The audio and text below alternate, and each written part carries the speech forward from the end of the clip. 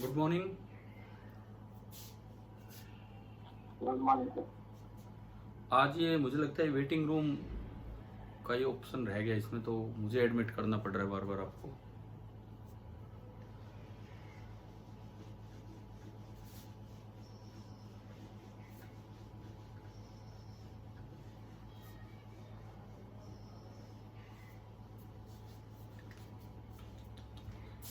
ये तो बार बार करना पड़ेगा इसमें।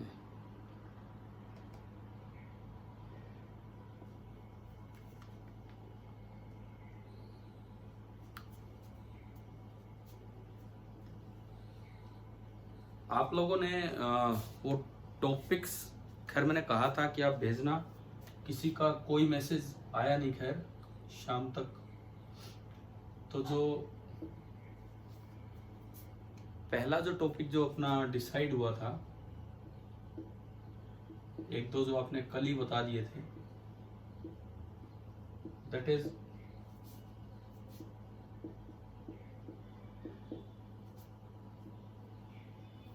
Circular motion. That is circular motion. अब 3-4 दिन थोड़ा +1 का रिवाइज कर देते हैं हम। तो इसमें 3 पार्ट हैं इस पार्ट में, इस चैप्टर में। पहला पार्ट आता है काइनेमेटिक्स ऑफ सर्कुलर मोशन। दूसरा जो पार्ट इसमें आता है that is dynamics of circular motion. And तीसरा जो पार्ट इसमें आता है, थर्ड वन इज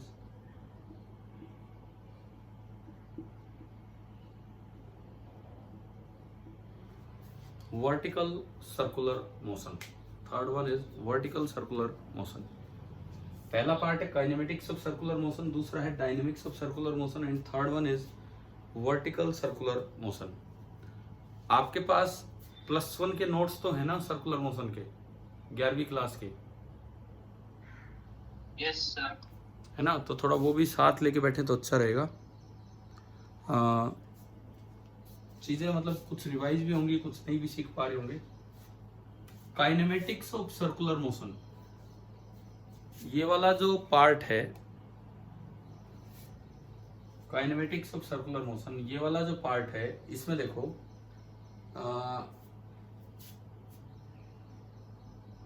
पहले कुछ टर्म्स डिफाइन होती हैं। Angular displacement, angular velocity, angular acceleration, 3 ये चीजें डिफाइन होती हैं। उसके बाद टोटल एक्सेलरेशन के 2 पार्ट डिफाइन होते हैं, centripetal acceleration and tangential acceleration. ये 2 पार्ट इसके बाद डिफाइन होते हैं। मैं तो एडमिट करते करते ही परेशान हो जाऊंगा, ये कहाँ से वेटिंग रूम रह गया। देखो, मैं पहले एंगुलर डिस्प्लेसमेंट की बात करूं, बताओ ये वेक्टर है या स्केलर है, क्या है ये? एंगुलर डिस्प्लेसमेंट वेक्टर है कि स्केलर है, बताइए।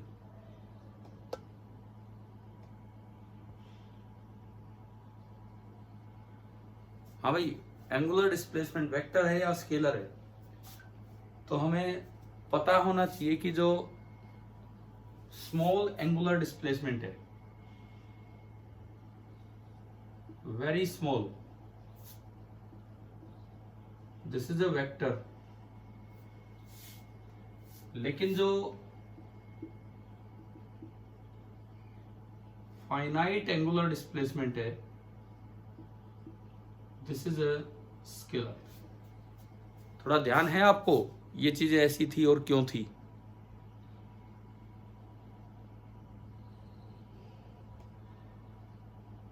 हाँ भाई बताओ, क्लियर है क्या? बताओ, थोड़ा सा आइडिया है कि नहीं इन चीजों का? यस। ठीक है, ये कम्यूटेटिव लॉ को फॉलो नहीं करता, ये कर जाता है, इसलिए ऐसा है। ओमेगा की मैं बात करूं तो ओमेगा में भी फिर से 2 बातें थी। अगर आप इंस्टेंटेनियस वैल्यू लिखें, अगर आप इंस्टेंटेनियस वैल्यू लिखें तो ये क्या है, एक वेक्टर क्वांटिटी। और अगर आप इसकी एवरेज वैल्यू लिखें तो ये क्या है, एक scalar quantity. Alpha, this is a vector quantity, always vector. Total acceleration, this is also a vector quantity. अब इसके दो कंपोनेंट थे, एक centripetal acceleration, this is responsible for changing V cap, velocity की डायरेक्शन चेंज करने के ये काम आते हैं। Tangential acceleration responsible for changing mod V. ये बिल्कुल बेसिक सी बात है कि भाई ए सी का क्या काम है और ए टी का क्या काम है। मैं इसके वो तो ले लेता हूँ आपको भेजने के लिए बाद में।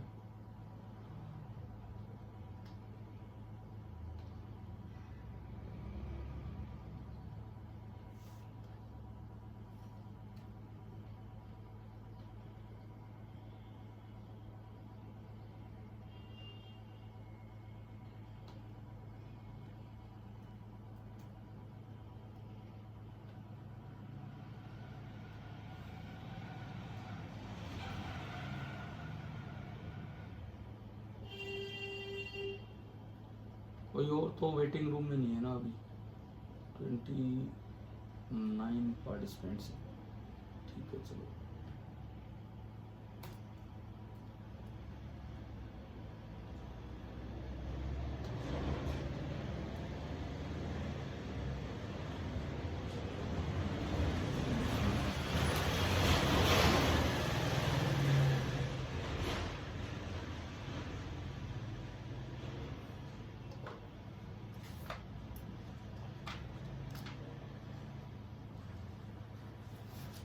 अच्छा, सबसे पहली चीज जो अभी दो और वेटिंग रूम में,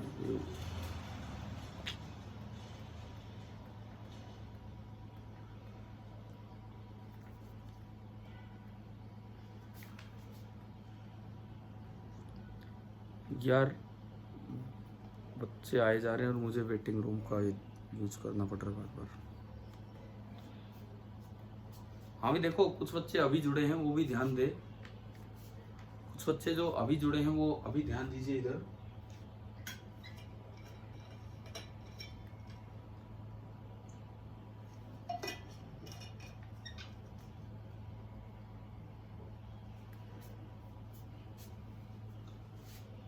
मैंने अभी जस्ट सर्कुलर मोशन स्टार्ट किया है और काइनेमेटिक्स ऑफ सर्कुलर मोशन के बारे में मैंने कुछ टर्म्स का यूज किया है, theta, omega, alpha, A C, A T.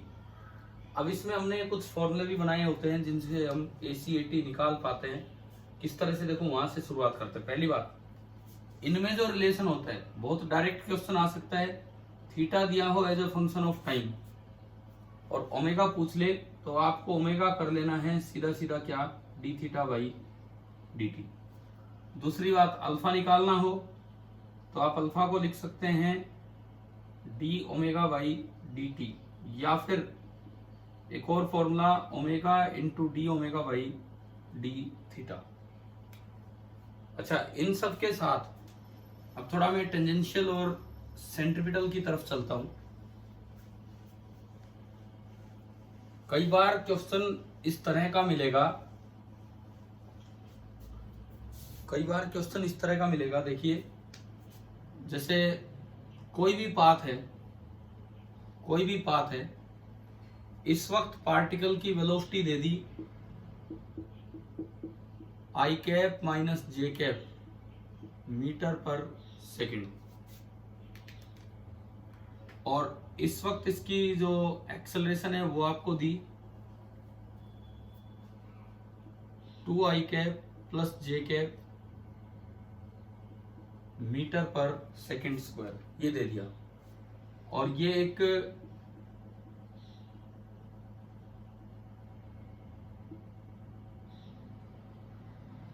Curd path पे ये चलने लग रहा है, किसी भी कर्ड पाथ पे चल रहे हैं, ये v और a दे रखा है, ठीक है। ये जो है ये v और a दिया हुआ है। मान लो आपसे ये पूछ लिया जाए कि इस वक्त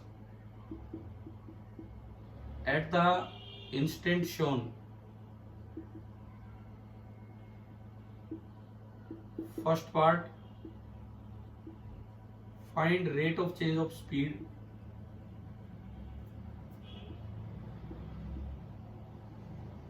second part find rate of change of velocity,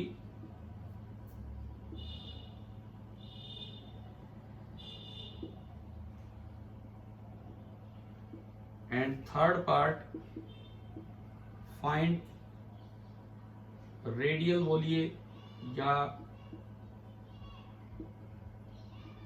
centripetal acceleration. ये 3 पार्ट आपको अभी इसमें देखने हैं, करने हैं। कल क्या हुआ था, मैं आपकी 9:30 तक मैंने क्लास ली थी, उसके बाद कोई एक इंसिडेंट हो गया था, एक दुर्घटना सी हो गई थी हमारे परिवार में ही इधर, तो इसलिए मैं कल समय दे भी नहीं पाया। एक बच्चे ने कुछ डाउट्स भी भेजे थे ऑन कैपेसिटेंस, कल मैं रिप्लाई नहीं कर पाया था, आज मैं ज़रूर आपको रिप्लाई करूँगा। जो भी होगा वो ग्रुप पे ही शेयर होगा, जैसे भी होगा ना, ठीक है। अभी तो चलिए हम सर्कुलर मोशन को रिवाइज कर लेते हैं जिस भी तरीके से। चलो भाई, ये वाला पार्ट आप करो, एक बार करके देखो आपको आता है कि नहीं आता है या कैसे करना चाहिए।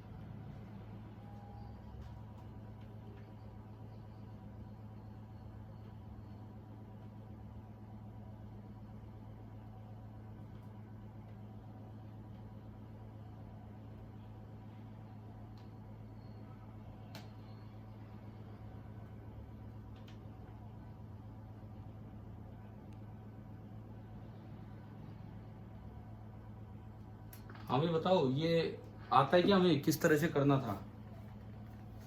इस तरह कोई भी आर्बिट्रेरी पाथ दिया जाए तो कैसे हम ये वाला पार्ट निकालते, कैसे? ये सबसे पहले सबसे आसान part, rate of change of velocity. Rate of change of velocity, दरअसल ये तो एक्सेलरेशन ही होता है, तो एक्सेलरेशन का मोड इसमें बताना है। और ये हो गया √2² + 1², यानी कि दिस इज 5 मीटर पर सेकेंड स्क्वायर। ये तो आपका हो गया सेकेंड पार्ट। अब rate of change of speed, ये होता है एक्सेलरेशन का tangential component of acceleration along the direction of velocity. तो अगर मान लो ये एंगल थीटा हो, तो ये जो कंपोनेंट होगा एक्सेलरेशन का, this will be a cos theta, so at will be equal to a cos theta. अब जब वेक्टर फॉर्म में v और a दोनों दिए हों तो a cos थीटा कैसे निकाला जाएगा? ये जो फर्स्ट वाला पार्ट है, ये a tangential, this is a cos theta, ऊपर नीचे v से मल्टीप्लाई कर लो, ab cos theta upon v, यानी कि ये निकल के आया a dot v divided by mode of v। अब a डॉट v अगर आप करोगे 2 × 1 2, 1 × -1 -1 अपॉन मोड ऑफ v, यहां से आ रहा है √2, ये आ गया 1/√2 मीटर पर सेकेंड स्क्वायर। ये आपका सेकेंड वाला पार्ट हो गया यहाँ पे, ठीक है। थर्ड पार्ट, रेडियल या सेंट्रीपिटल एक्सेलरेशन, ये आपको निकालना होता है AC। अब AC का वैसे तो डेफिनेशन होती है v² / r, यहाँ तो r नहीं पता, तो AC का एक और मतलब होता है परपेंडिकुलर डायरेक्शन में, वेलोसिटी के परपेंडिकुलर डायरेक्शन में component. This is A sin theta, this is simply A sin theta, so it can be written as AB sin theta upon V, AB sin theta upon V, so it can be written as mod of A cross V upon V। अब A cross V यहां से निकालें हम, तो A cross V निकालने का तरीका होता है कि आप एक डिटरमिनेंट बना लें। हम सिंपली A क्रॉस V निकाल रहे हैं, I cap, J cap, K cap. A के 3 कंपोनेंट 2, 1, 0 और B के 3 कंपोनेंट 1, -1 एंड 0। आप जब इसको ओपन करें तो first bracket into I cap minus second bracket into J cap and plus third bracket into K cap. First bracket में आपने ये ढक लिया 0 - 0, सेकेंड में ये ढका 0 - 0, थर्ड में ये ढका 2 × -1 -2 and -1, so it is coming out to be -3 K cap. तो जब आप इसका मोड लेंगे तो ये ओनली 3 है और डिवाइडेड बाई V, और V आपका था √2, तो ये आया 3/√2 मीटर पर सेकेंड स्क्वायर। ये आपका टेंजेंशियल वाला, ये रेडियल वाला पार्ट हो गया ये। और सपोज फोर्थ पार्ट में और देखूं, फोर्थ पार्ट में और देखता हूं। मान लो इसमें कह दे कि फाइंड रेडियस ऑफ कर्वेचर, मतलब क्या कि इस वक्त अगर मैं एक सर्कल का टुकड़ा मानूं इसको, इस पाथ को, तो उस सर्कल का जो रेडियस होगा वो कैसे आएगा। तो फोर्थ पार्ट करने का तरीका ये होता है कि आप AC जो भी आए ना उसको V² से इक्वेट कर दो। तो AC आपका आया था 3/√2, V का स्क्वायर √2 का स्क्वायर 2/r, तो यहां से रेडियस ऑफ कर्वेचर आ गया 2√2/3 मीटर। तो देखो एक सवाल में केवल और केवल एक इंस्टेंट पे वेलोसिटी और एक्सेलरेशन दिखाई इन्होंने, और उससे हमें ये 3-4 चीजों का अंदाजा हो गया, 3-4 चीजों का पता लग गया। आप देख लीजिए एक बार कैसे हुआ है, रफली नोट भी कर लीजिए थोड़ा बहुत।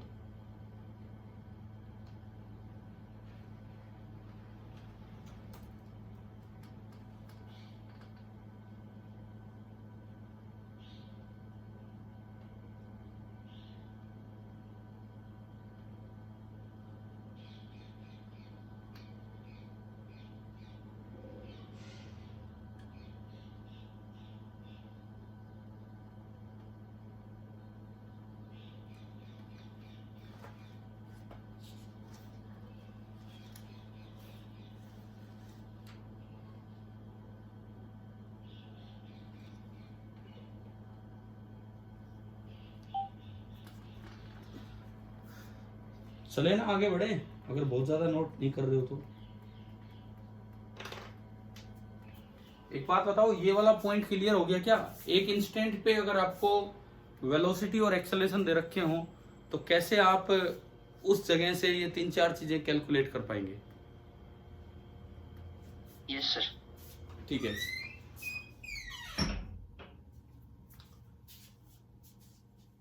चलिए आगे बढ़ते हैं।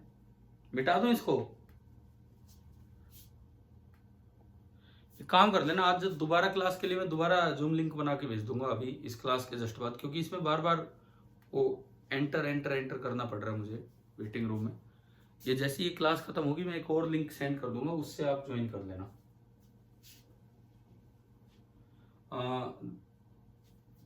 चले भाई आगे बढ़े।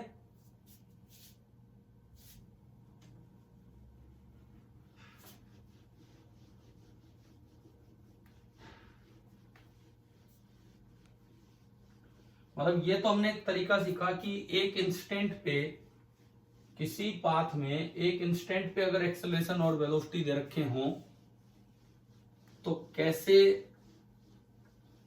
उस जगह rate of change of speed, rate of change of velocity centripetal acceleration, tangential acceleration या रेडियस ऑफ कर्वेचर पूछा जा सकता है, निकाला जा सकता है। अब इसमें एक और चीज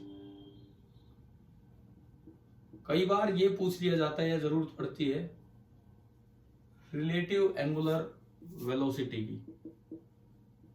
और मुझे जो याद आ रहा है 11वीं क्लास में हमने इस पे वो झूले वाले क्वेश्चन किए थे, झूले वाले किए थे क्या? 2 सवाल 2 आदमी बिठा दिए इस तरह से झूले पे, है ना? तो उस तरह की चीजें पढ़ी हैं। अब एक बार देख लेते हैं कि रिलेटिव एंगुलर वेलोसिटी कैसे निकलती है। सपोज ये ए है और इस वक्त ये बी है। ये बोला गया कि ए कहीं इधर जा रहा था, कहीं भी इस डायरेक्शन में, इस वक्त with velocity v1 at an angle theta with the line joining A and B.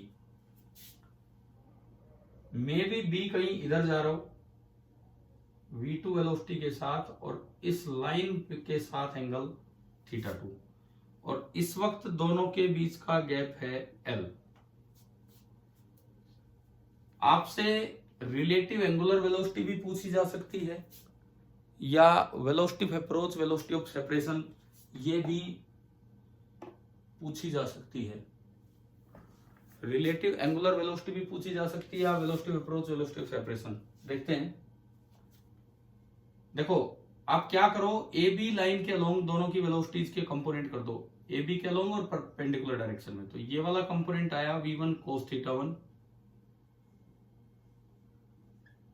और ये वाला कंपोनेंट आया v1 sin θ1। सिमिलरली इसमें ये होगा v2 cos θ2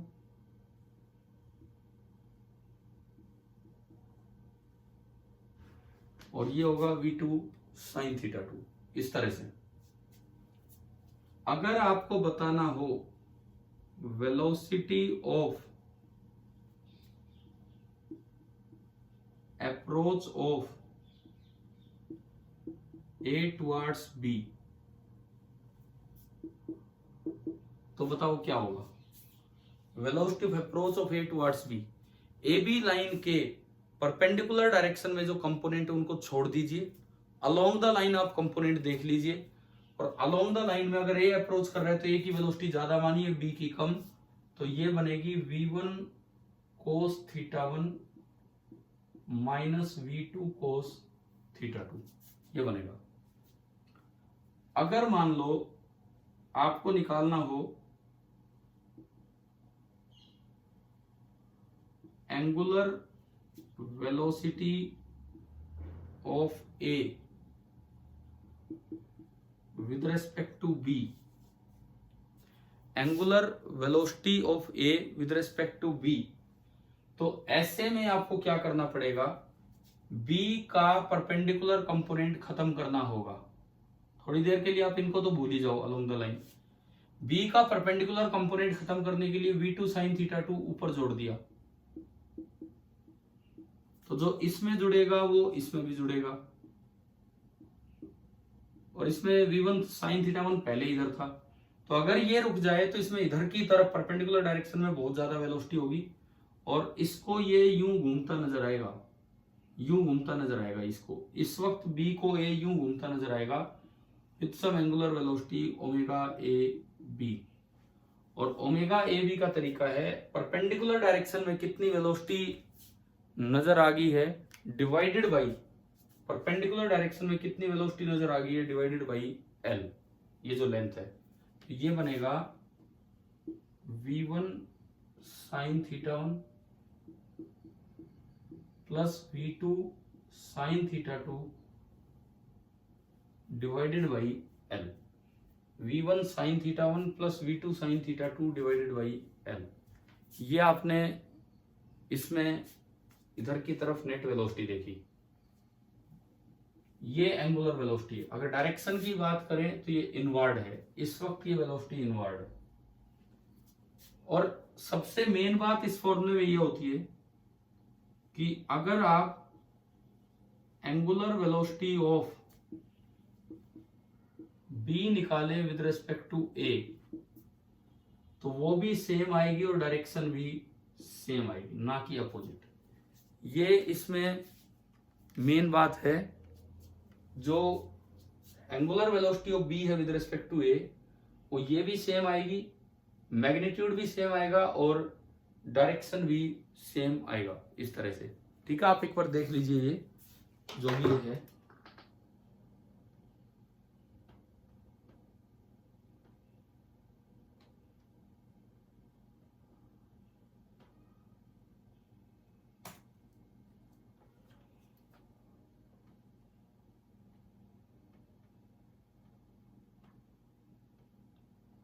अरे सिद्धार्थ भाई, चैट में क्या लिख रहे हो यार आप? ये फिर से कोई सिद्धार्थ।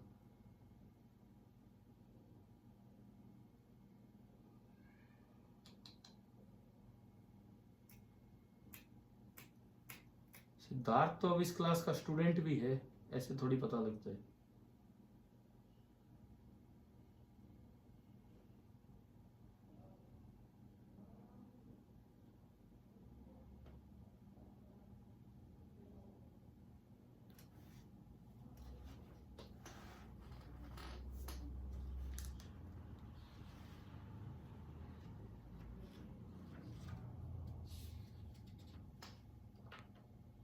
हाँ भाई, रिलेटिव एंगुलर वेलोसिटी समझ आया कैसे क्या लिखी जाती है, किस तरह से?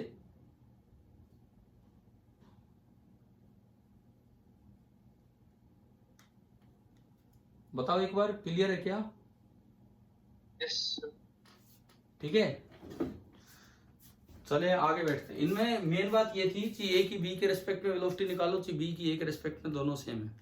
अरे सिद्धार्थ आपकी क्लास में एक बच्चा भी है, फिर ये आज फिर से मैंने सिद्धार्थ नेम से एंट्री दी थी, और ये चैट्स में ऐसी मतलब कुछ और ही बातें किए जा रहे हैं। क्या ओरिजिनल सिद्धार्थ है क्या अलग से क्लास में? बोले एक बार, उसके अलावा कोई और हो तो।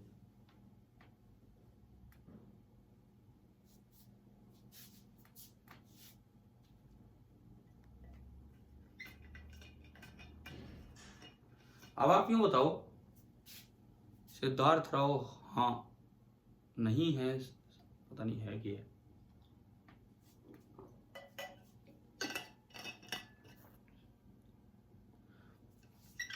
ये जैसे मीटिंग खत्म होगी 10 मिनट में, दोबारा मैं नया लिंक सेंड करूंगा, इससे आप ज्वाइन नहीं करेंगे, ठीक है? सौरभ कोई और है ये, अभी कोई और आ गया, ऐसे क्या पता लगे बताओ नाम से भी।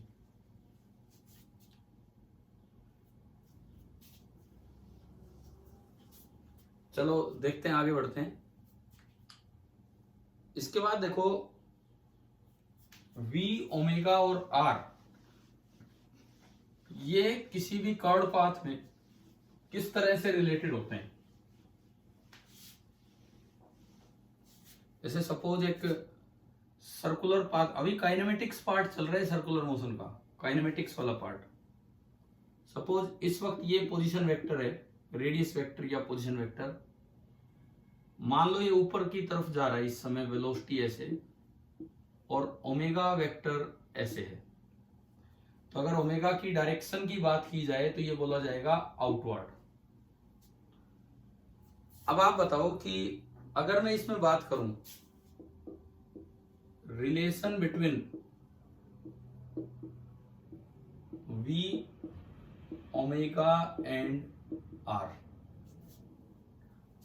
मान लो यही आ जाए, डायग्राम भी ना दिया जाए, सर्कुलर पाथ में वो घुमा रखा है, और आपको 4 ऑप्शन दे दिए जाए, V बराबर R cross omega, B option V बराबर omega cross R, C option omega बराबर V cross R, and D option omega बराबर R क्रॉस V। हाँ भाई बताओ, इनमें से कौन सा सही है? बताइए, अगर आपको याद है तो इनमें से कौन सा सही है? D option. कौन सा? ए बी सी है? Omega is equal to R into नहीं, 1 2 3 4 बोल दो, कौन सा बोल रहे हो? 4। 4 ऑप्शन तो नहीं, और सोचिए थोड़ा। 4 ऑप्शन तो बिल्कुल गलत है, आप और इसमें सोचिए थोड़ा कि क्या हो सकता है।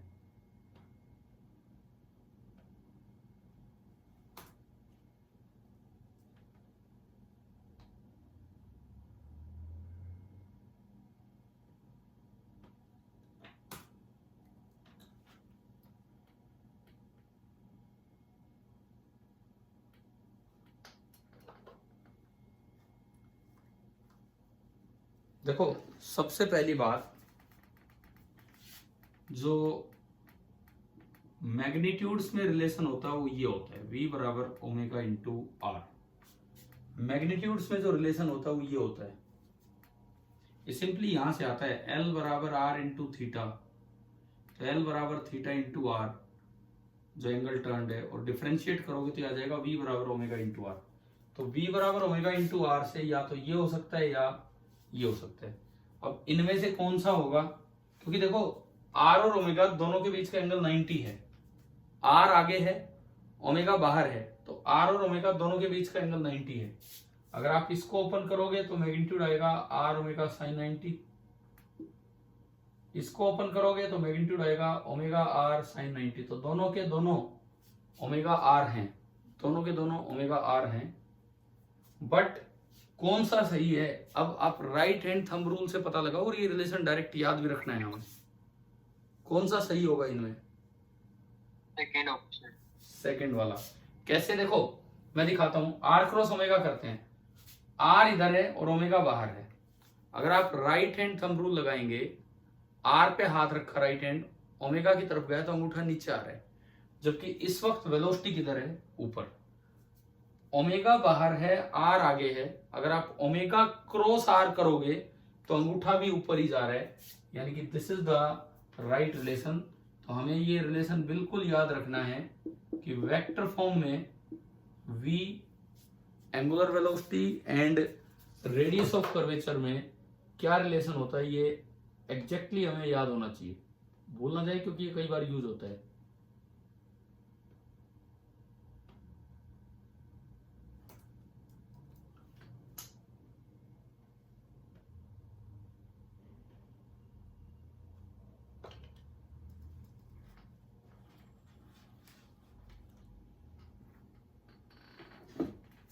अब इसमें देखो आगे, ये जो v बराबर ओमेगा क्रॉस आर रिलेशन है, ये तो ठीक है, ये हो गया यहां से। अब इनके डिफरेंशिएशन हमें क्या क्या देते हैं, इनके डिफरेंशिएशन हमें क्या क्या देखते हैं, हम वो देख रहे हैं। अगर आप dv बाई dt की बात करें तो वो तो नेट एक्सेलरेशन है। अगर आप सिंपली dv बाई dt की बात करें, मतलब d by dt of mode v, तो वो टेंजेंशियल एक्सेलरेशन है। अगर आप d थीटा बाई dt की बात करें तो वो ओमेगा है। अगर आप d ओमेगा बाई dt की बात करें तो वो अल्फा है। अगर आप d r बाई dt की बात करें तो दरअसल वो वेलोसिटी है। ओमेगा का डिफरेंशिएशन अल्फा है, थीटा का डिफरेंशिएशन ओमेगा है। d खाली v बाई dt हो तो at है, और d complete v by dt हो तो d a वेक्टर है। तो ये कुछ छोटी छोटी चीजें डायरेक्ट भी पूछ ली जाती हैं, एक्चुअली हमें इनका मीनिंग पता होना चाहिए कि ये क्या क्या चीजें यूज हुई हैं इसमें।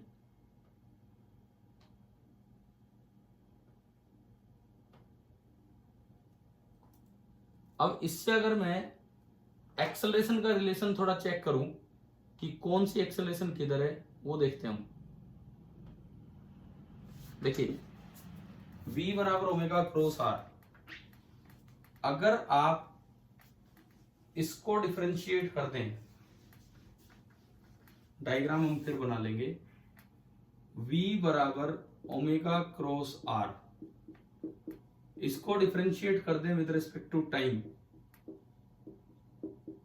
तो यूवी रूल कहता है एक एज इट इज, दूसरे का डिफरेंशिएशन, प्लस दूसरा एज इट इज और पहले का डिफरेंशिएशन, लेकिन क्रॉस प्रोडक्ट है तो ऑर्डर चेंज नहीं करना है। dv बाई dt होता है net a, dr by dt होता है v, d omega by dt होता है अल्फा और क्रॉस r। अगर मैं उसी डायग्राम पे चलूं, ये आपका r वेक्टर, ये आपका v वेक्टर, इधर ही ओमेगा, और मान लो ओमेगा बढ़ रहा है तो इधर ही अल्फा। तो फिलहाल जो ओमेगा और अल्फा है उन दोनों की डायरेक्शन मैंने आउटवर्ड मान ली। ओमेगा क्रॉस वी एक एक्सेलरेशन है जो किधर होगी, देखिए ओमेगा क्रॉस वी, ओमेगा बाहर वी ऊपर, ओमेगा क्रॉस वी अगर आप करोगे तो टुवर्ड्स द सेंटर आ रही। तो ये एक सेंट्रीपिटल एक्सेलरेशन है, omega cross V. Now this is the centripetal acceleration. Alpha cross R, alpha बाहर है और आर आगे है, तो जब अल्फा क्रॉस आर करोगे वो टेंजेंशियली आ रहा है ऊपर। ये एक टेंजेंशियल एक्सेलरेशन है, ये वाला जो पार्ट होगा दिस इज टेंजेंशियल एक्सेलरेशन। तो सेंट्रीपिटल एक्सेलरेशन का ये फॉर्मूला हो गया वेक्टर फॉर्म में, और टेंजेंशियल एक्सेलरेशन का ये वाला फॉर्मूला हो गया वेक्टर फॉर्म में।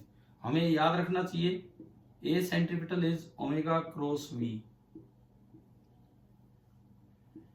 and A tangential is alpha cross R। Magnitude wise अगर बात करें तो यहां से AC होता है ओमेगा V या फिर ओमेगा स्क्वायर R या फिर V स्क्वायर बाई R। अगर आप टेंजेंशियल एक्सेलरेशन की बात करें तो AT होता है अल्फा इंटू R या फिर d by D T of केवल मोड ऑफ V। आप इसको ऐसे भी लिख सकते हैं dv बाई dt। और जो नेट एक्सेलरेशन होगा इन दोनों का वेक्टर सम हो जाएगा under root of AC square plus AT square. इस तरह से ये निकला करता है इसका नेट एक्सेलरेशन। अब ये मीटिंग एक बार ओवर होने वाली है, मैं एक रीलिंक आपको फिर से सेंड करता हूं, अब आप उस पे ज्वाइन कर लेंगे।